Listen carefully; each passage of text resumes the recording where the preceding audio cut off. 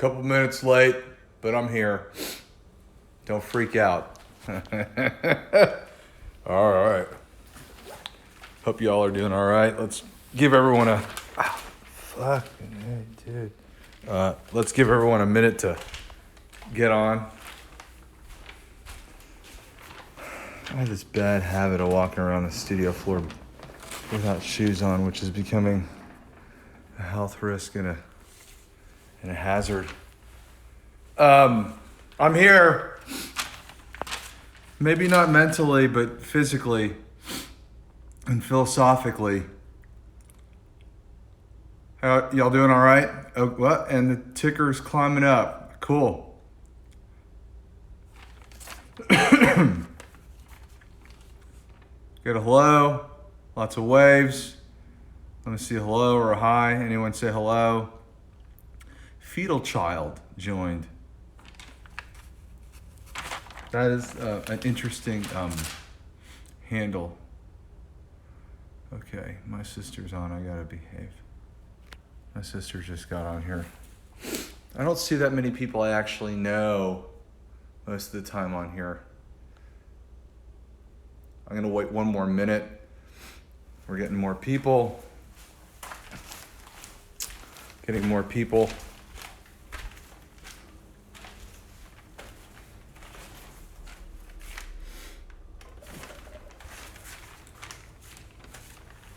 Okay, maybe it's about time, huh? I've given it a good minute. A couple of quick announcements. Actually, I think I'm gonna walk back over there.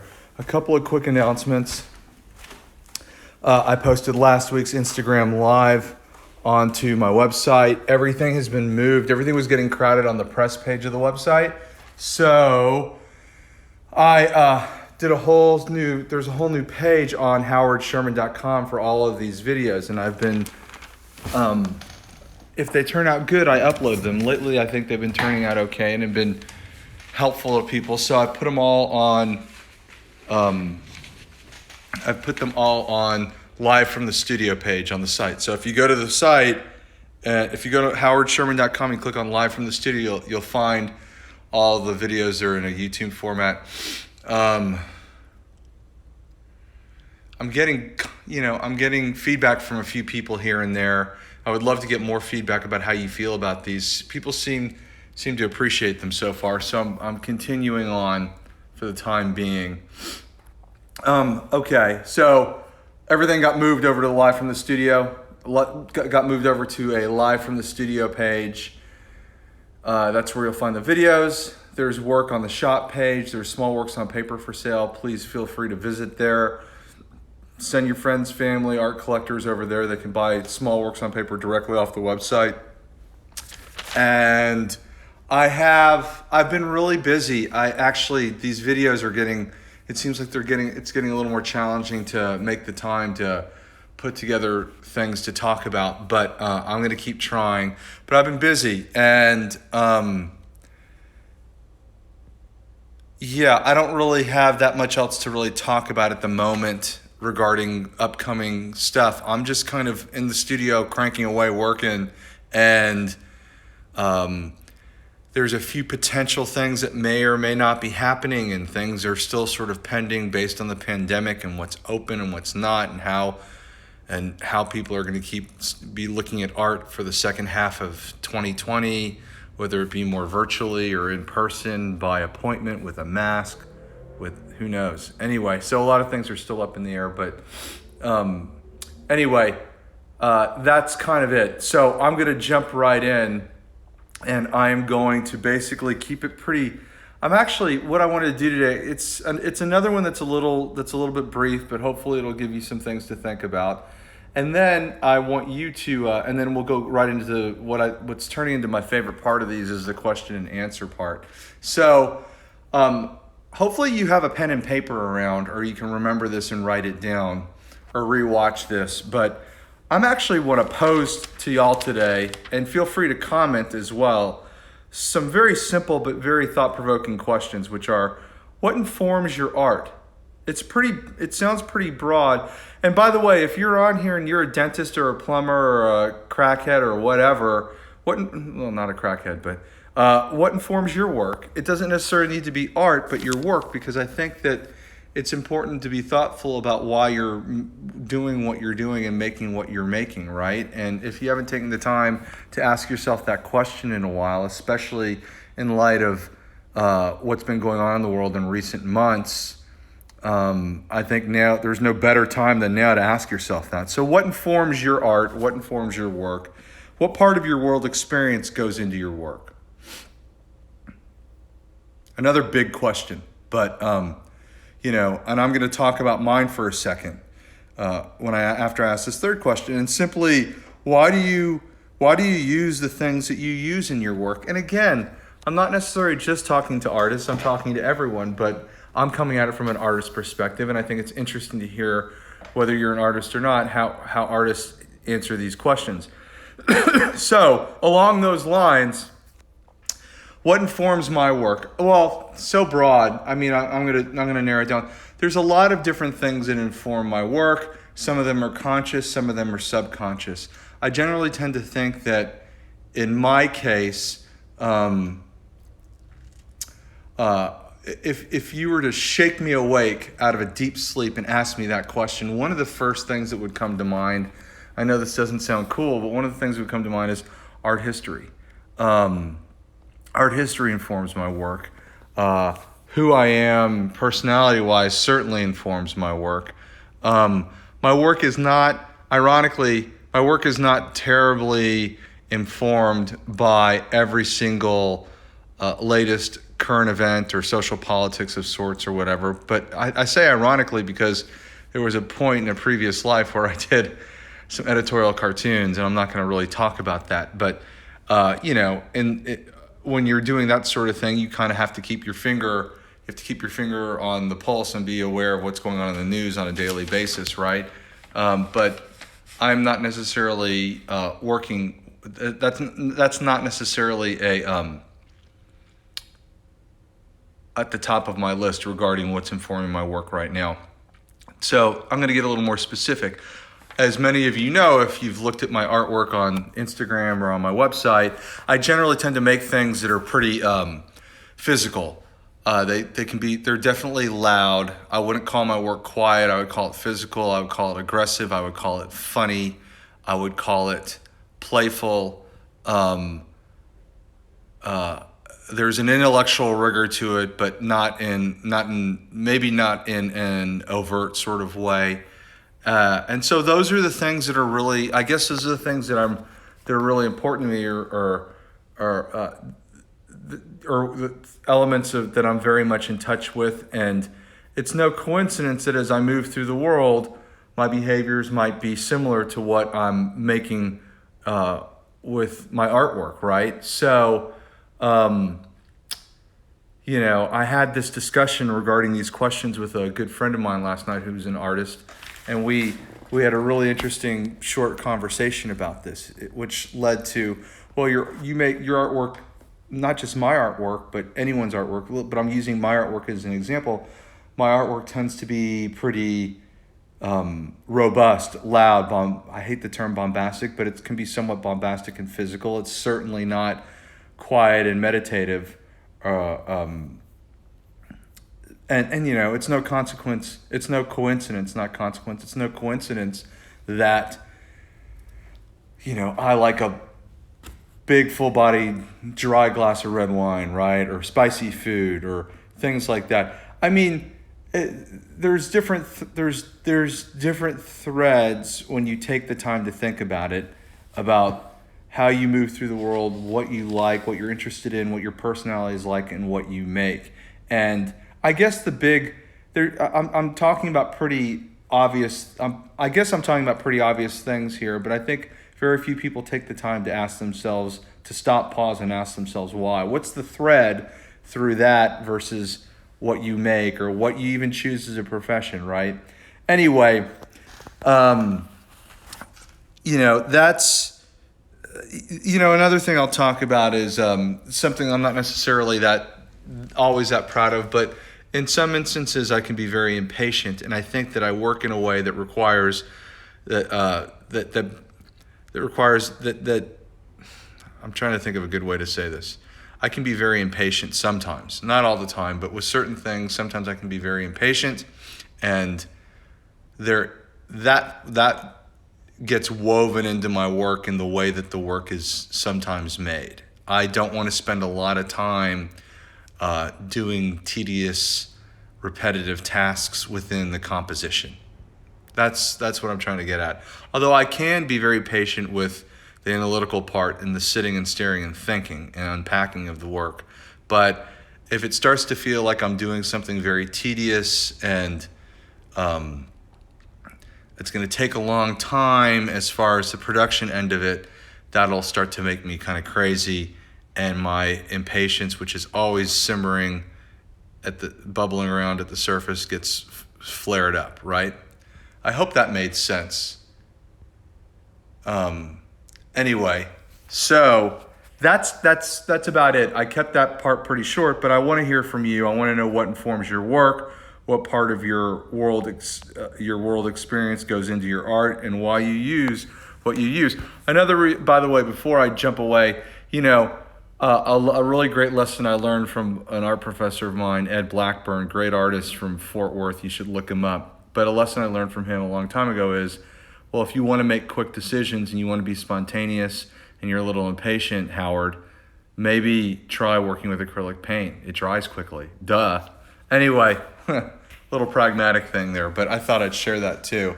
And that's been my, while I use some oil paint and other things, I generally stick with primarily acrylic probably for that reason. And I actually don't have a lot of issues with its shortcomings too. So anyway, that's that. What I'm going to do now is I will take questions. I will look for your comments regarding regarding the topic of conversation today, and we will leave it there. Shorter one today. Usually it takes a minute for some of these questions to come through. So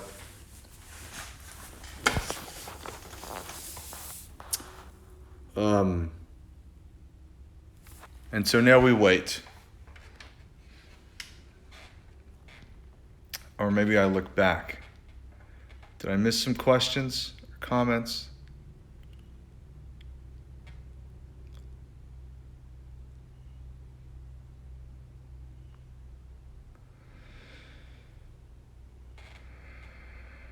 Pour Sauce is on there again. I love the name. Pour Sauce.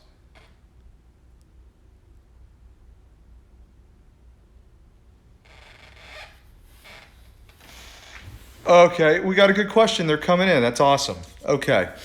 I appreciate everyone who turns up for these. Okay. Seth P. Benzel says, I like to work fast. Do you think using acrylic instead of oil is a big downfall? I don't think it's a big downfall.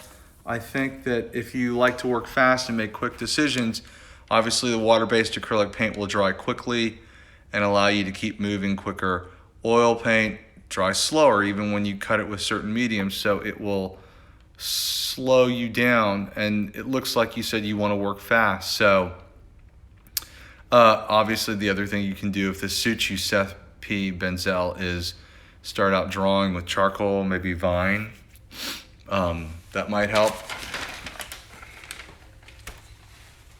Okay, hope that helped you, man.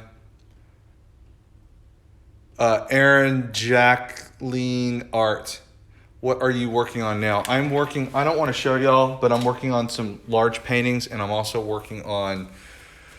I usually work on really small works on paper, and lately I've been doing these medium-sized works on paper. In previous videos, I showed a couple of them. So that's what I'm primarily working on, and I have a few other ideas that I just haven't gotten to yet, and I need to.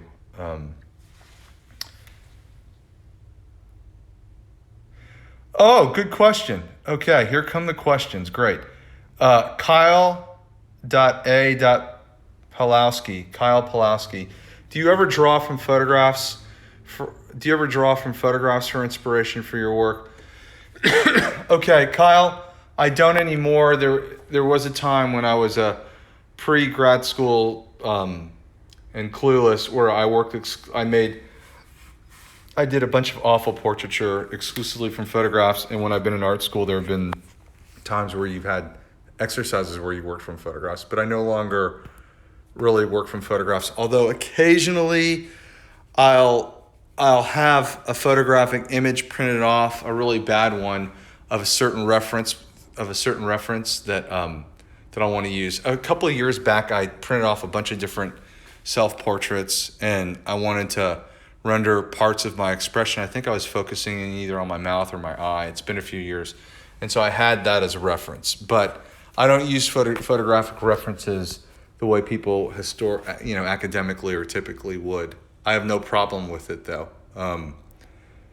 And I might go back to that because there's always little vignettes of representation rendered in different ways that pop into my work on a very regular basis, and it's something that I don't talk about or gets talked about enough. I think it's because it's such a small. They tend to feel like very small elements of what I do, and so people don't talk about it. But it's actually it's always been a very, very important of my intellectual discourse and intellectual argument as far as how I move forward in the world, because a lot of these things are things that you would never have seen historically in a Greenbergian abstract painting. And actually, I should probably talk about all of this in another episode in a lengthier way.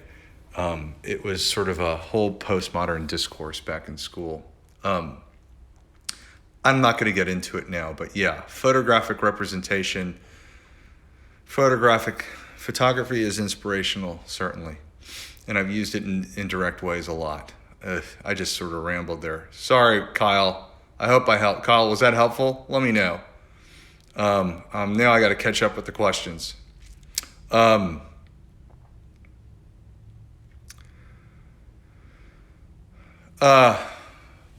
Gal, where can your art be purchased? Buffalo Gal, you can buy my works on paper off my website. Click on howardsherman.com and click on the shop page. And then if there's other things you need, you can come to me for right now. Sometimes that changes. It depends on galleries I may or may not be working with. But at this very moment, reach out to me and go to the shop page if you want some small ones. And that, again, that might be changing soon. But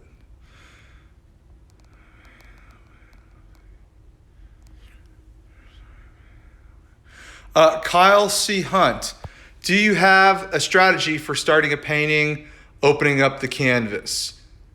Opening up the canvas. I've never heard it put that way. Do you have a strategy for starting a painting? Kyle, I try and change my strategy every time I start, which isn't always foolproof, because I realize that, there's sometimes I haven't done something a little while and I forgot and I do it again. But I try and switch up my strategy in theory, I try and let me start again. Kyle, in theory, I try and switch up my strategy every time I start to keep things fresh. But I don't necessarily think that would work for everybody. And I probably end up repeating myself more than I realize. Different people work different ways. Some people need to plan everything out. There's a preparatory sketch, an underdrawing, etc. Everyone's different. Aaron Jacqueline Art, why bad photographs? Who said anything about bad photographs?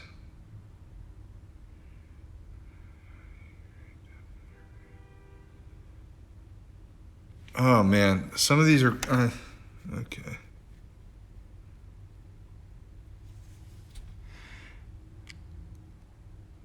Okay, there's a beginner sort of question on here. Okay, Jamal Armand, how do you create depth in your paintings? Well, I think I create depth in my paintings the way anyone would create depth in their paintings. If your intention is to create depth, you can do it through perspective, value,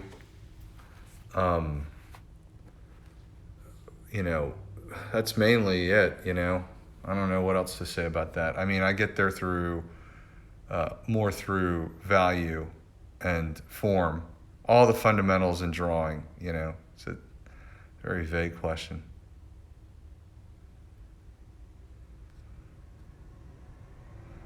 Julia underscore Gagliardi, how often do you visit your studio? What do you mean? I mean, I work in my studio every day. I don't visit. I think there's a foreign language thing. How often am I in my studio? I'm in my studio every day.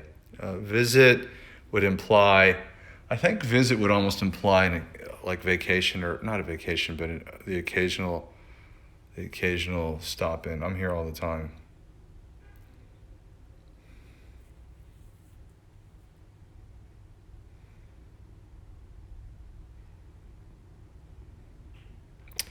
And then Julia, again, do you work on multiple works at the same time? I do. I bounce back and forth between usually larger paintings and smaller drawings. And usually, just for me, just because it's that way, I kind of mix up the colors of the day, if you will, or the colors of the week, and I kind of continue. They inform the bigger things and the smaller things at the same time. Good question. Okay.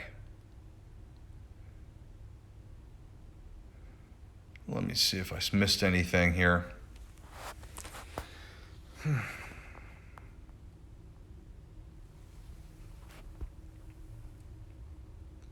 Is that it? That might be it. Is this a quick one today? Anything else? I've got a lot of I missed a couple. No one really seemed to comment. It's interesting. No one really seemed to share their comments about what informs their work. And I was kind of hoping that I'd get some really specific things about that. Okay, that's it. I think that's gonna be it. I'm getting some questions, but they're really way off. They're kind of way off topic. And if you want to email me, you can. That might be it. Going once. It's a few things here that just I can't really. There's a few questions here that I'm not gonna get into because they're a different topic completely, and they'll take a little too long. I really want the overarching idea to be about what informs your work and what life experience informs your work, and what are the things from you and your experience that go into your work. Seth B. Benzel, the process informs my work. That tells me nothing. That's the most vague, bland thing you can say. Step by step. I mean, that doesn't tell me anything. That's generic. Okay, now we're getting somewhere, Seth. Traveling. Sure, okay. Be even more specific, man. What about traveling? Anyway, I'm not going to wait for you to type the essay, but this is more for you to, when I hang up the phone, for you to sort of think about it in a very specific way. Seth, are you shy? Are you an introvert? Are you an extrovert? Do you like a lot of salsa on your food? Do you like spicy food? Do you not? When you travel, what's the first thing you go and look at? Why? Drill deeply and then think about it. Write things down in your sketchbook, and then you're going to come back around and you're going to see how directly or indirectly it might inform your work. One last thought before I sign off. I actually think this is an important thought, and I wish it would have occurred to me when I was talking about this a few minutes ago before I started taking questions. I think that there are a lot of artists out there, especially beginning artists and students and young people, and I know a lot of y'all are on here right now, that have all these different ideas. And when it comes to your work, your artwork, or whatever your work is, sometimes it's better to serve up a slice of the pie. a slice of the pizza pie instead of the whole pie. That means that every little thing you're interested in doesn't necessarily need to be dumped into what you're making at that particular moment. It's going to be very hard for anyone to understand that. You know what does that make sense? Try serving up a slice of the pie sometimes. You might be a very curious person with a million different interests, but to communicate effectively, which is what we're all trying to do, and that's important what I just said. Remember that. Sometimes you have to offer up just a slice of the pie instead of the whole pie. You don't want people choking on your pie, okay? Don't choke on the pie. Give me a slice. I hope that helped. God damn it, I wish I would have thought of that at the beginning. Julia, again, having a learning disability has affected my use of language in my paintings. Oh, interesting. It can be a real asset. Kyle C. Hunt, you're welcome. Okay, that's it. We're going to clock out here. We're going to clock out here, and I got one last question. I don't even know how to answer it. And this is a good one. All right, Jamal Armand. I hope I got that right. What do you hate about your style? What do I hate about my style? That's a good question. I think a better question is, what are the weaknesses that I might what are my weaknesses that I'm trying to compensate for? And I need to think about that. Because I've got a lot of weaknesses, but I'm trying to figure out, some of my weaknesses in a very general sense are impatience. So I'm always trying to compensate for that. My weakness is I like to start and finish things relatively quickly, although ironically sometimes they take a lot longer. And that affects my quote-unquote style. Style is a tricky word. I don't necessarily like the word style, although it seems like an unavoidable word. Jamal, I actually, although I have some mixed feelings about it, Jerry Saltz just came out with a book called How to Be an Artist, and I read it, and he has a chapter about this very topic, about a lot of the masters who had weaknesses or shortcomings within the way that they work, and and what he talks about, which I think is very useful, is he talks about how they went all in on their weaknesses, and in some instances, and they exaggerated them, which made the work even more interesting. Marsden Hartley's figures are very blocky and clunky, but he turned that, not just his figures, but all of his forms, right? They tended to be very blocky and clunky, but he turned it into an advantage and became one of the most interesting, debatably one of the most interesting American artists, painters of the early to mid 20th century, right? I think he mentioned something about, was it Matisse? Was really awkward when it came to depicting feet for some reason, which seems strange. And so they look like, he said something about them looking like flippers. But he's still quite the master, so he worked his way around that. I don't know how he did that, but anyway, I'm very much paraphrasing, but I think that book's very much worth your time, and you should look up that chapter. If you email me, I'll look it up and tell you what it's about. So I think that was a very long-winded answer to your question, but I think it's important to identify the things you hate about your style and decide how you're going to amplify them to make the work more interesting or subvert them.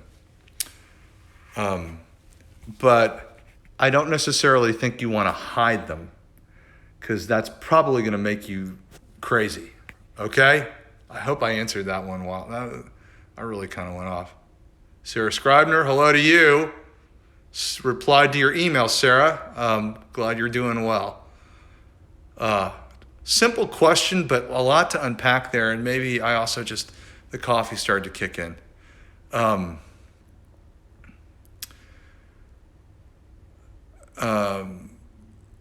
Okay. I think that Jamal, jeez, Jamal. Oh, Jamal Armand, calm down, dude. Dude, Jamal, yeah, okay, yeah, okay. All right, that's it. Leaving, signing off. Reach out if you need something. I hope I helped. Did I help you? Let me know if I helped you. I don't know. Sometimes I wonder if this is a waste of time, but maybe not. All right, see you soon. Bye-bye.